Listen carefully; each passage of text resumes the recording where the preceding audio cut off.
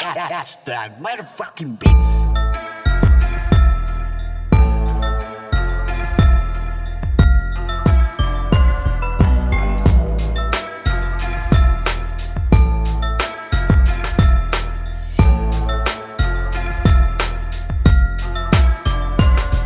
Magmula nang pumasok sa eksena ng kultura, wala nang debate, konsepto pambihira. Kahit asintahin ng tirador, yung mga kupal na diktador. Piyesa ng motora, magsisilbing vitamina.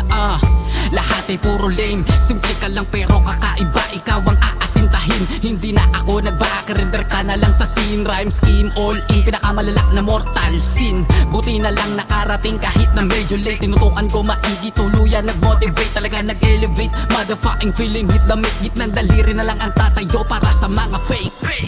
1850 street, it is on the hit, pati sa meet and greet.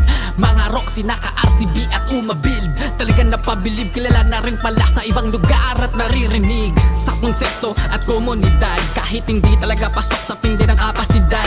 All stock, karga, double tone, kaya sumagad, dartahan, kurbahan. Talagang sibak habang hawak ang body. Muli kami nagsama-sama para sa inyo pakita ang mga motor na nais ninyo na makita. Ang dati nilalait, tinusgahan na pangit. Ang mga motor din lahat ay walang sabit. Ano na balagay ng mga nangusga? Sa pagkakataon na to, malamang ubus na ang mga dati nangutya. Kahit isang tabi na lang dahil iba na sa ngayon ang kampanyong hinusgahan. Nagpakasasa, nagpahasa para lang meron talim. Motor na nasa harap, may karga at may diin. Hindi na pwedeng apihin, hindi na pwedeng matapakan. Kaya sumabay diretso man o kurbahan. Di nagpapakarabag kung saan man sumuporta. Para sa mga naniniwala sa kultura, kami ay simple lamang pero iba kung manggalit. Ngayon ay tignan natin kung kaya nyo pamalay. Kaya wag mo kaming yabangan kung wala ka pang alam. Mabigat ba yung pangalan mo? Ikaw lang may alam. Huwag kang masyado na pabibo, di ka icon dito tiho. Alam mo ibig sabihin pag sinabi namin bobomatic na alam na yon. Alam nyo na kung sino yon. Isa ka lang ditong itlog pero tiyak ikay baon. Ano lamon ka ba diba? Kahit saan ka magpunta,